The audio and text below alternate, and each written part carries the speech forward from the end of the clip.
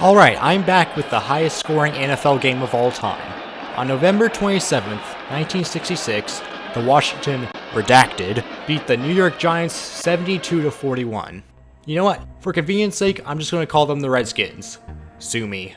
This game had more points than a sea urchin. So first, a little background on the teams. The 1966 Giants defense was absolutely horrid. They gave up an average 35.8 points per game. That's more than the 2008 winless Lions, and is almost twice as much as they scored. The only teams in NFL history that allowed more points per game were the 1954 Redskins and the 1950 Colts.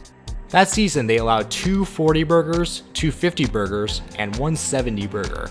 The 1966 Redskins allowed the third most points and scored the third most points that year, but that is slightly misleading. You see, they scored 351 points during their 14-game season, and this one game would account for over a fifth of that. If you were to take this game out, they would fall all the way down to 10th in points for the year. They entered this game coming off a game against the Browns in which they scored 3 points. They didn't have a single other game that year in which they scored even half as many points as this game. In week 6, when these two teams played each other for the first time, the Giants won their only game of the season 13-10. A grand total of 23 points, just about 1/5 the total for this game. This was the fewest points the Giants gave up all year. So heading into this game, no one really expected such a historic shootout. Alright, without further ado, let's get into the game itself. I'm not going to go too in depth about the events of this game. If you're really curious, I'll have a link in the description for the full 22-minute Game of the Week segment. The Redskins went 3-and-out on their first possession and punted. The Giants' first pass of the game, and it's intercepted. The Redskins now have it at the Giants' 29. 5 plays later, the Skins would score on a touchdown pass from Sonny Jurgensen to A.D. Whitfield. The extra point would be blocked. Whitfield would score 6 touchdowns in his career, and this game would account for 3 of them. If this game was your only exposure to the 1960s Redskins, you may mistake Whitfield for a star player. Alright, Redskins lead 6-0 and kick it back to the Giants. The Giants go 3-and-out and punt it back. 1 play later, Whitfield would rush for a 63-yard score. The score is 13-0 as we enter the second quarter. The Giants would drive down to the Redskins' 33, and then Tom Kennedy would be strip-sacked and Brig Owens of Washington would return it 62 yards for a score. Brig Owens would have a great day, intercepting 3 passes, 1 for a touchdown. The Giants would drive down for a score. It is now 20-7. The Redskins would punt it back to the Giants, and on the very next play, Kennedy would throw an interception, giving Washington the ball at the 37. The Skins would then capitalize, scoring just 2 plays later. The Giants would turn it over again on their very next play from scrimmage. The Redskins would get the ball at the 9 and score the very next play. That's 2 touchdowns in a matter of 3 plays. Giants coach Ali Sherman now decides to switch quarterbacks, taking out Kennedy and putting in Wood. Wood's first pass would be a home run ball to, fittingly, Homer Jones. There is pass interference and the Giants score the next play. The score is 34-14 in the first half. That is a total of 48 points. In the third quarter, Giants would score first on this beautiful play from Wood to Morrison. Redskins drive and score again on a 32-yard pass. Giants drive to midfield. Gary Wood tries another home run ball to Homer Jones, and it's successful. Giants kick it back to the Redskins, and on their second play, they would score on a 74-yard touchdown. This play alone would be responsible for over half of the Redskins' passing yards. It is now the fourth quarter. Giants punt on a 4th and 21, and the Redskins return it 52 yards for a touchdown.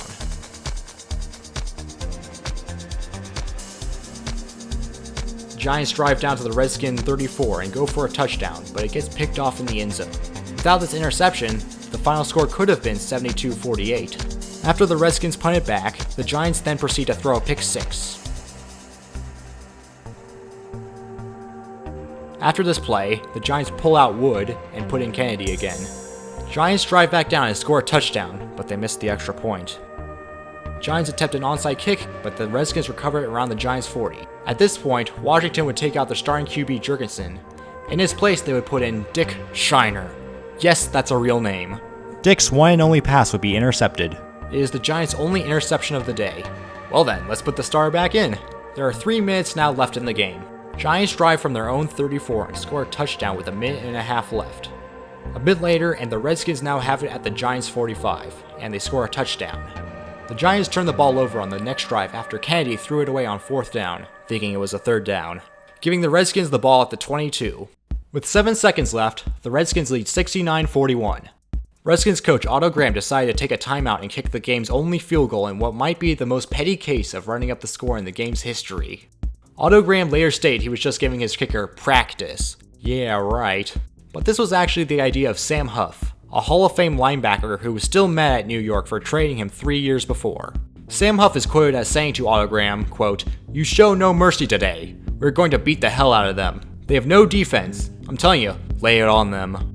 I think Shirley Povich's column from the New York Times summed this decision up best. Quote, "The Redskins had a 28-point lead to protect, so Coach Otto Graham was taking no chances of a 4-touchdown resurgence by the Giants in the last 7 seconds that were left on the clock. He gave the nod to trusty Charlie Gogolak and then watched his strategy pay off with a 29-yard field goal that just about sewed up the game." Pete Gogolak is the kicker for New York, and Charlie Gogolak is the kicker for Washington. They are brothers. Together they attempted 17 kicks. Fun fact, Pro Football Reference lists Charlie Gogolak as the 69th best player by approximate value. I digress. There was no kicking net back in 1966, so they ended up losing 17 game balls. 16 from the kicks and 1 from a ball thrown into the stands after a touchdown. Each ball costed $22.50, meaning a total ball loss cost of $380. In the game, there were 16 touchdowns, 14 extra points, and 1 field goal. One would think the highest scoring game of all time would not have very much punting, but that simply wasn't the case, as there was a total of 10 punts in this game. One would also think that scoring 72 points would mean a stellar passing performance, but actually no. The Redskins only registered 145 yards passing, and 106 of those were on just 2 touchdown passes to Charlie Taylor. The stats for this game do not reflect the score. In 1940, when the Bears beat the Redskins 73-0, they had to gain over 500 yards and forced 9 turnovers to do so. In the 54-51 Rams-Chiefs game, both teams combined for 1,001 yards. In this game, the Redskins gained a total of 341 yards and forced 6 turnovers, which would lead to a high score, but nothing on this level. In fact, the more you look at the stats of this game, the weirder it gets. The Giants had a higher total yardage at 389. In the game, Washington turned the ball over twice and forced 6 turnovers, which is exactly the same as the Week 3 game against the Steelers, but they only scored 33 points that game. So that leaves the question, how did this happen? You know what I think? I think that this game was so high scoring simply because most drives lasted so few plays. Another, bigger reason is that the Redskins just would not stop scoring. In most games with high scores, teams wear themselves out after a while and lose momentum, but not this game. They also never settle for field goals, and that helps a lot. Despite a horrid 1-12-1 record, Giants coach Ali Sherman was not fired at the end of that season. But no team would ever do that nowadays, right? So, will this record ever be beaten? Well, surely it can be beaten. In fact, if we look at the Chiefs-Rams game from last video and pretend Patrick Mahomes doesn't throw an interception on the final drive, and the game goes into overtime tied 54-54, and one of the teams scores a touchdown, then that would have been enough to break the record. Last video I forgot to mention, probably should have, the Pro Bowl. The highest scoring Pro Bowl in history was the 2004 one, where the NFC beat the AFC 55-52. It could have been even higher had the AFC not missed a field goal in the final seconds. An NFL game lasts 60 minutes, so that means in order to break this record, a team would have to score a point about every 31 seconds. Or a touchdown every 3 minutes 37 seconds. Now, if we consider overtime a possibility, then it gets a bit easier, as it is possible for 12 points to be scored in overtime. The only time this has happened was in 2012, Texans vs. Jaguars. If we assume a 12-point overtime, then we'd only need to score a touchdown every 4 minutes and 7 seconds. Let's take this a step further. What is the fastest you can score a touchdown? Well, theoretically, a team could just keep recovering its own kickoffs in the end zone like the Jets did against the Bills, as this takes no time off the clock. If a team kept doing this over and over again, an infinite score is technically possible. But let's be realistic here. No team is going to be dumb enough to do that. Twice anyway. Now, what do we get if we add up the highest scoring quarters? A sum of best, if you will.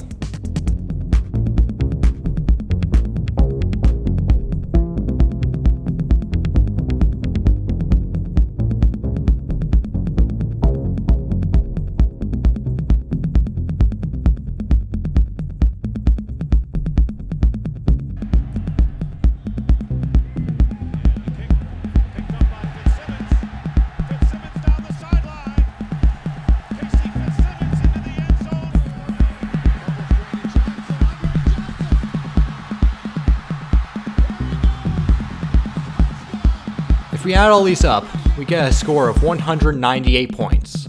Not bad, but we can aim higher. What if we added up the highest a team has scored for each quarter, and then multiply that by 2?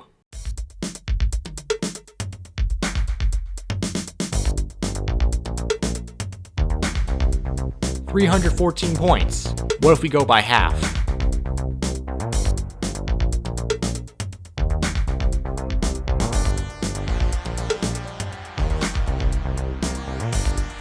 $148 points.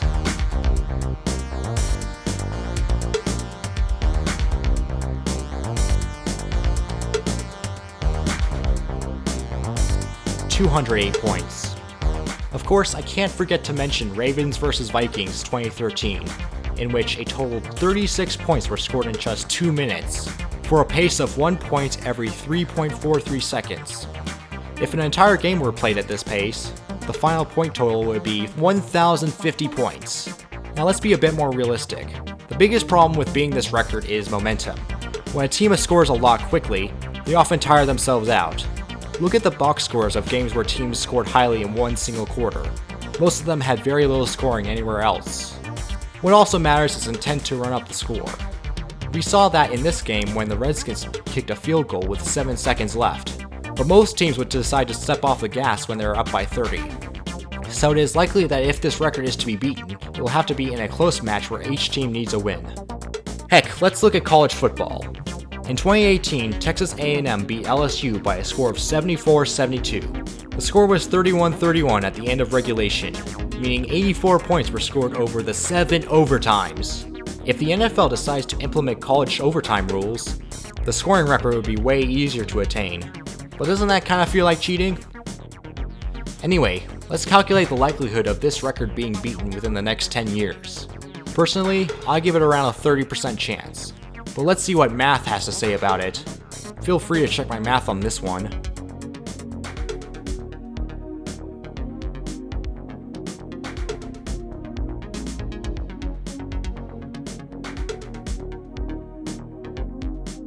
So the likelihood of this record being beaten within the next 10 years is about 1.6 to 2.6%. Now, these calculations are most likely wrong, and to be honest with you, I don't really know how to calculate it. So if anyone has the right solution, post it in the comments and I'll pin you. This has been Savage Brick Sports. I hope you enjoyed, and subscribe for more sports.